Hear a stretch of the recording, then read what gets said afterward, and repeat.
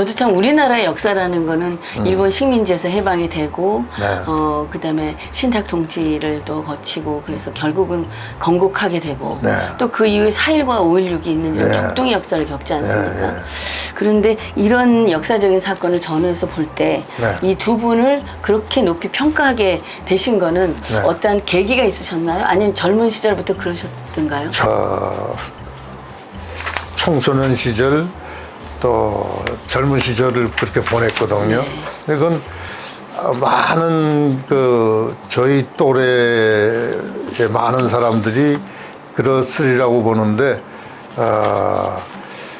우선 역사 교육이라는 의미를 우리는 잘 몰랐어요. 그죠? 네. 시험 칠 때 답안 정도로만 생각을 했지 그 역사의 진실이라든지 허위라든지 이런 거를 주목하지 못했거든요. 그때 가정 환경은 또 부모들 영향을 받게 되거든요. 근데 저희 아버지는 좀 딜레탕트 기질이 많은 분인데 네. 우리 어렸을 때 아버지가 얘기하는 것 중에 머릿속에 남아있는 게 자기는 톨스토이의 소설들을 바이블처럼 읽었다 그런 말씀하시면서 톨스토이가 자기가 자기 집의 소장농들 농노들을 해방시키고 돈을 나눠주면서 그런 이야기를 아버지가 굉장히 감동으로 얘기를 하면서 소위 저희 아버지도 좀 부잣집에서 태어났는데 네.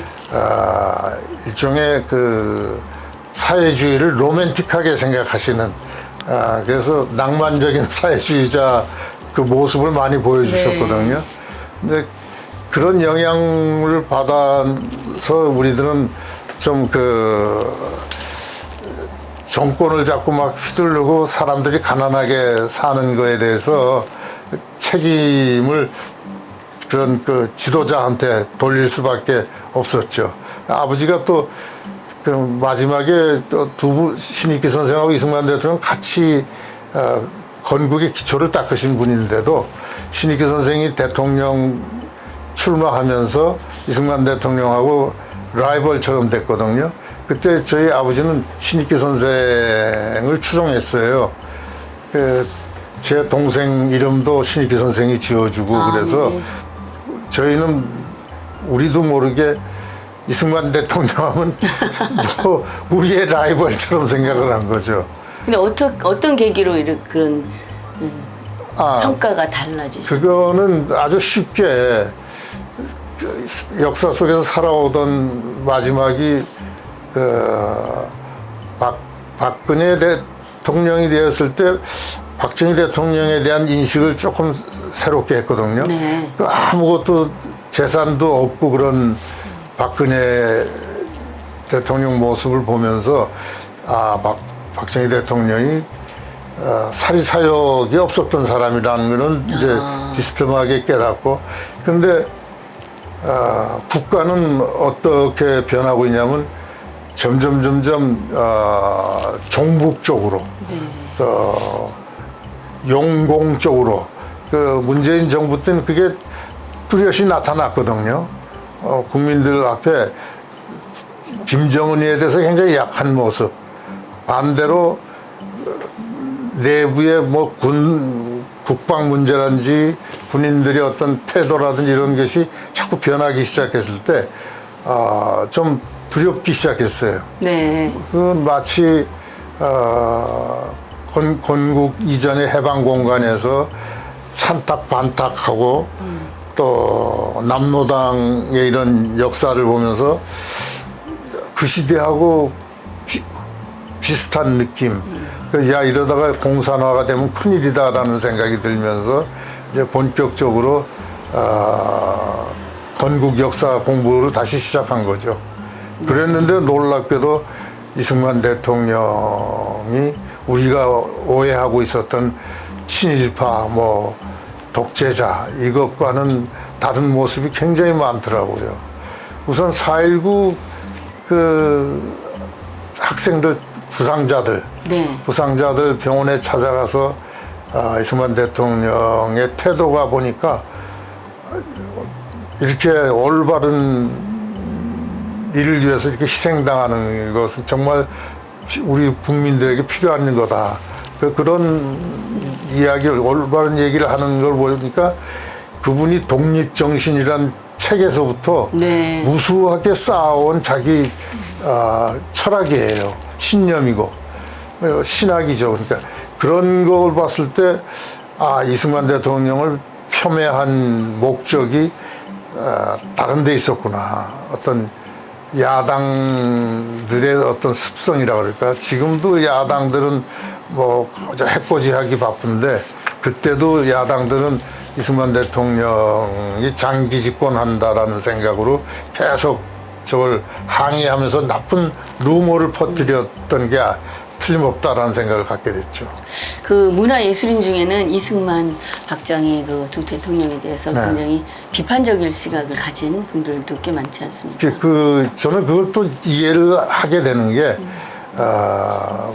특히 깊은 문학적이라든지 무슨 예술 쪽에서도 좀 깊은 적이 필요한 데서는 그럴 수 있겠다 그렇지만 대개 그 영화 하는 사람들은 멜로드라마를 만들고 좀 가벼운 세계를 그리고 있는데 그 사람들이 열등감이라 그럴까요? 그런 지적인 열등감. 그래서 말하자면 정치에 항의를 한다든지 사회적인 물의를 일으키는 거에 대해서 아마 자기 자신을 좀 내세우고 싶어 하는 게 있지 않았나. 지금도 영화인들은 많이 그런데, 왜냐하면 오랫동안 영화라는 건 검열이라든지 통제를 당해왔거든요. 네, 그렇죠. 대중예술이니까. 네네. 그래서 거기에 대한 반발심이 있는 데다가 외부에서 들어오는 모든 그런 유혹들이 저절로 정치에 대해서 반대하는 그런 모습을 보여주지 않았나 하는 생각이 듭니다. 네. 저도 가만히 보면 뭐 검열이라든지 이런 거에 대한 항의가 결국은 정권에 대한 도전처럼 변화했거든요. 전에 그런 정치에 적도 관심 꽤 없으면서도. 있었죠. 예, 예. 박정희 대통령은 우리가 경험을 했지 않습니까? 네네. 정말 가난했던 것을 이렇게 경제 성장하게 만든 우린 눈으로 봤거든요. 네, 그렇죠. 제1차 경제계획, 2차 5개년 경제계획 이런 거 보면서 고속도로가 생기고 뭐 산림녹화가 우리 때에 사는 민둥산이었어요. 네, 굉장히. 그런데 우리 눈에 보이도록 산림녹화가 잘 돼가지고 풍요해지는 땅의 모습을 그렇죠.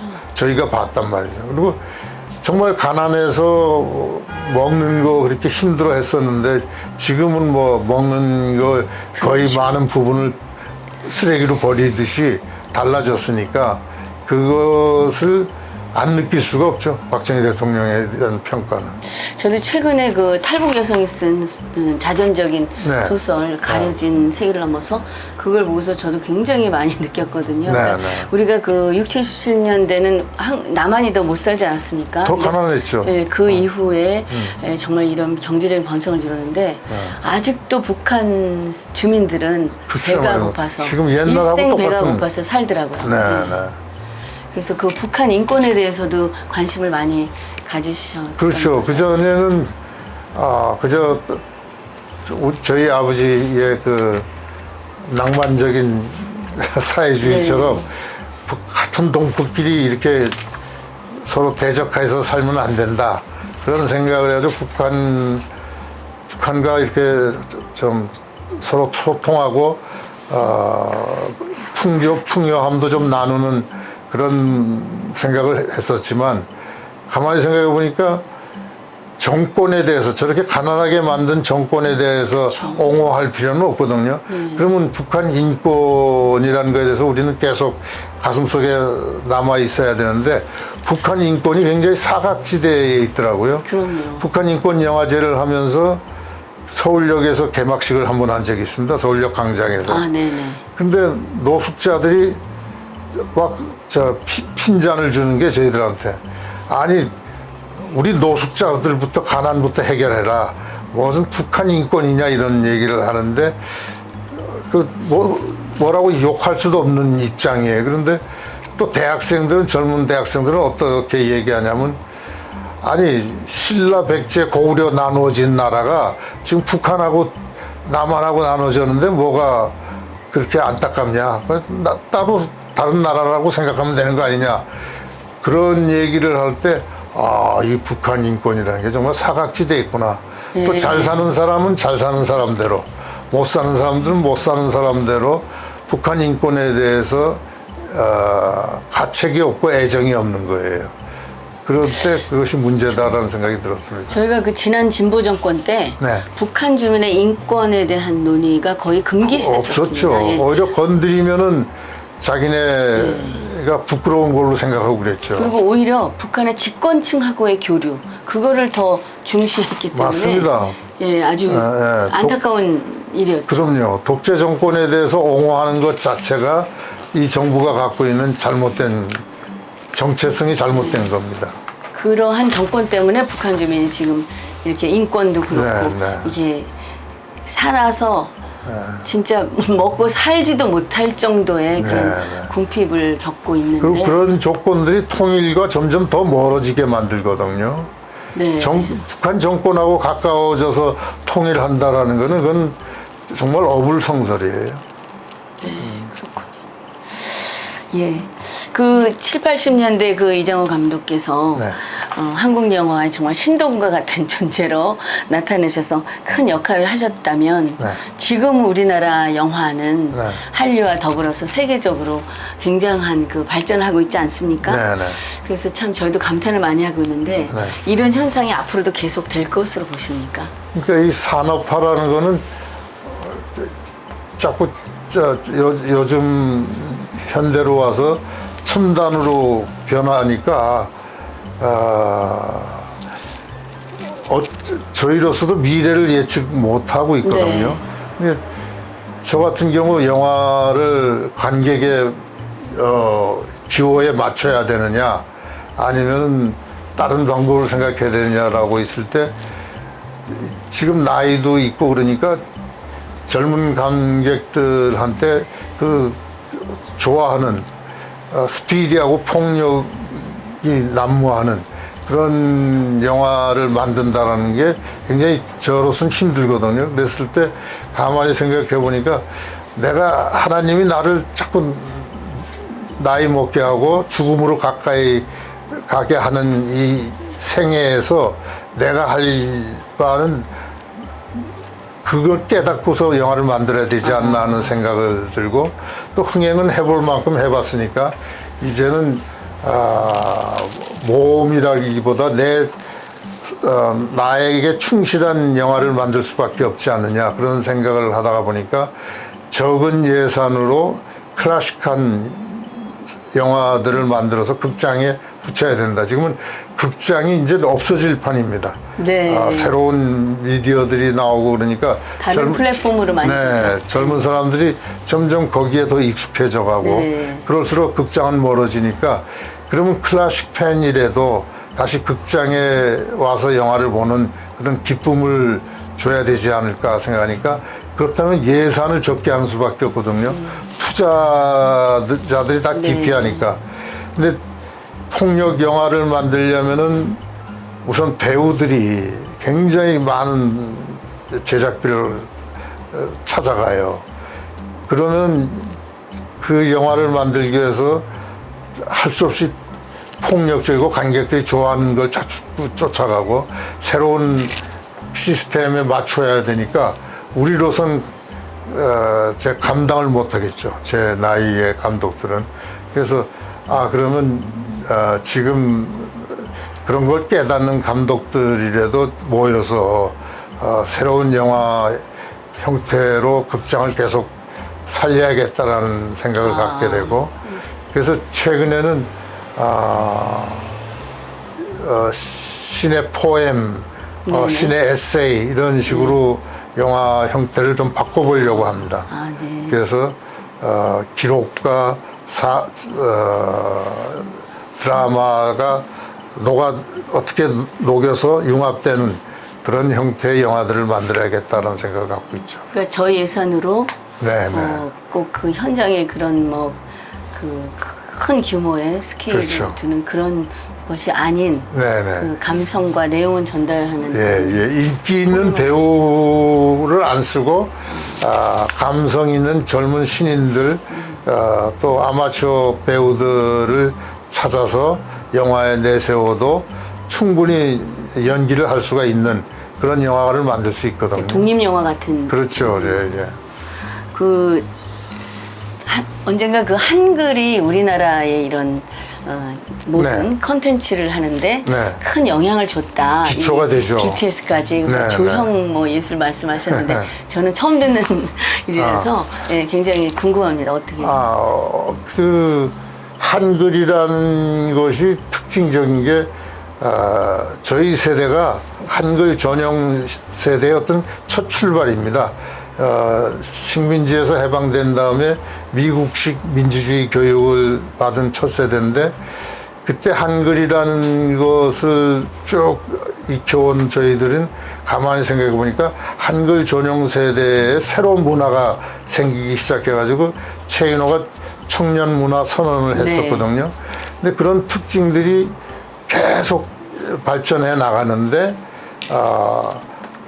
가요부터 우선 팝송이라든지 이런 외국 노래에서 벗어나서 한글로 된 가사들과 한글로 된 노래들이 유행되기 시작했거든요. 이장희, 송창식 다 만든 노래들인데 그러다가 보니까 이건 문화가 우리가 문화의 어떤 새로운 문화의 첫 시작인데 그것이 쭉 이어가면서 BTS까지 나왔거든요.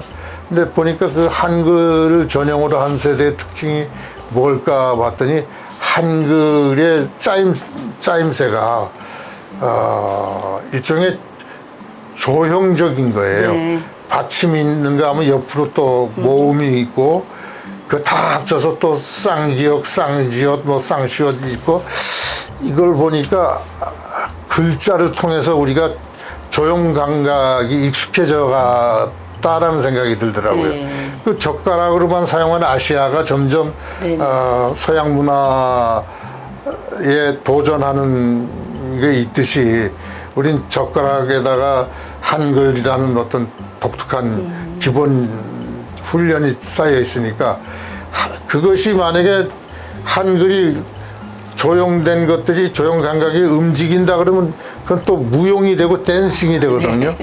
그래서 모든 문화의 기초가 문자에서 오는 거니까 이건 당연하게 문자에서 비롯된 문화다. 그랬을 때 한국은 특별한 문화다라는 생각이 들고, 네. 그러다가 보니까 한자도 보니까 이렇게 여러 가지 합쳐서 뜻을 만들게 돼 있더라고요. 근데 최근에 한자가 중국의 어떤 한족에서 나온 게 아니고 저기 만주를 비롯한 저 북방 쪽에 거기서 한자가 만들어져 내려왔다. 그것을 중국이 이제 자기 글로 만들었다라고 생각하니까 한자에서 온 영향도 우리다. 한자도 우리 것이다. 라는 생각이 들기 시작한 거예요. 왜냐하면 그 한자를 만든 것이 한글의 조형을 이루었다라는 생각이 들거든요. 기초가. 그래서 이건 제 그러니까요. 어떤 추측이긴 하지만 그러니까 그런 생각을 많이 하신 거죠. 우리 문화의 근원이라는 거에 대해서. 문화의 근원에 대해서는 특히 양보할 수 없는 게 있어요. 아유, 너무 재미있는 말씀이셨습니다. 더 얘기를 길게 하고 싶은데 이제 시간이 많지 않으니까 마지막으로 우리나라가 이제 앞으로 더 발전하고 국민이 행복하고 국제적으로도 정말 좋은 나라가 되기 위해서 지금 현재 윤석열 정부가 해야 될 일이 무엇이라고 보세요? 우선 건국 이승만 대통령, 박정희 대통령에 대한 제대로 정확한 평가가 이루어져서 그 시작을 출발로 해서 이 정부가 또 하나의 하나님의 언약한 정권이라는 약속한 정권이라는 걸 보여줘야 될 것 같아요. 그 지금 다큐 하버우만 자체가 건국부터 윤석열 정권까지 이르는 네, 네. 그렇게 긴 네. 70여 년에 네. 그걸 다루는 것은 진짜 그 다큐 자체로도 하나의 우리 문화사에 큰 획을 긋는 거라고 저는 생각이 듭니다. 저의 소망은 이 영화가 청소년들한테 보여줘서 뭔지 자기네들 정신 속에 굉장한 긍지가 있구나라는 걸 깨달았으면 참 좋겠어요. 북한의 핵무기 어쩌고 저쩌고 하는데 한 방에 고쳐진 건 하나님이 네, 맞습니다. 그 씨를 뽑아가 버리면 되거든요, 북한에서. 지금도 어떤 때는 가끔 내가 너무 이승만 대통령, 박정희 대통령에 빠져 있는 거 아닌가 하는 정도로 근데 우리나라 건국 이후에 그렇게 우리나라를 사랑하고 막 그런 정말 두 대통령은 사람밖에 없어요. 없었던 것 같아요. 예, 예. 대한민국 국민으로서 잘 나타난 분이라고 생각합니다. 이순신 장군 보통 우리는 뭐 존경한다라는 거 누가 앙케이트 낼 때 대답하는 정도로만 사용했는데 이 양반은 신념 속에서 이게 계속 성장한 것 같아요.